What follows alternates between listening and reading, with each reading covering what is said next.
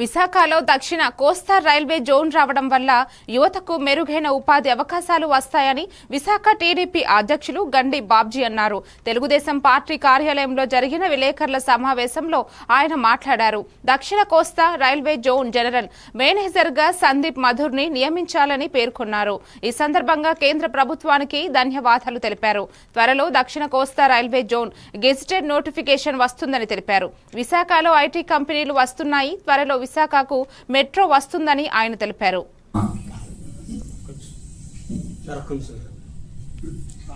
Railway zone అనేది విషయం.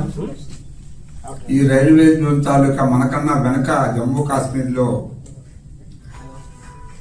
Gazette notification ఇవ్వడం, అక్కడ ఆపరేషన్ కూడా స్టార్ట్ అయిపోవడం జరుగుతుంది. మన దగ్గర మరి ఎందుకనో జరగట్లేదు అనేది అనుమానం కలిగింది చాలా మందికి. బట్ అటువంటి అనుమానాలు పట్టాపట్టి చేస్తూ నిన్ననే మన జోడికి ఒక జోనల్ మేనేజర్ కూడా సందీప్ మాధవ్ అనే అతను నియమించడం జరిగింది.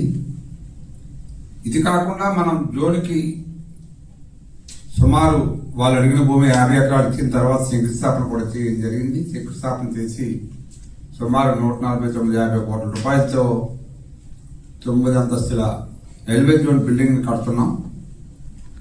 సో దీని ద్వారా మనం ఇవాళ ఈ అపాయింట్మెంట్ ద్వారా మాధుర్ గారి ద్వారా ఈ రైల్వే జోన్ ప్రారంభించడం మొదలైనట్టే లెక్కే.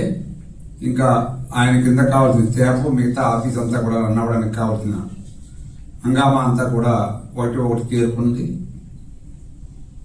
సో ఈ సందర్భంగా కొన్ని విషయాలు మనం చెప్పక తప్పదు. మనకన్నా ముందు మరి 1924 మధ్యలో జగన్ ప్రభుత్వం ఈ విశాఖపట్నాన్ని మేము జోరు తీసుకొస్తాం, ఎన్నో ఉద్యోగాలు తెస్తాం అని రకరకాల మాయమాటలు చెప్పి ఆ 5 సంవత్సరాలు కనీసం నోరు విప్పని అవకాశం కూడా తీసుకోలేకుండా ఈ విశాఖపట్నానికి రావాల్సిన ప్రాజెక్టులన్నీ కూడా వదిలేశారు. ఆ రోజు ఆ ముఖ్యమంత్రి మహానుభావుడు జగన్మోహన్ రెడ్డి లాలూచి వలన కేంద్ర ప్రభుత్వం ఒక్కటి కూడా ఒక ప్రాజెక్ట్ అంటే ఒక ప్రాజెక్ట్ కానీ ఈ విశాఖపట్నానికి కానీ మన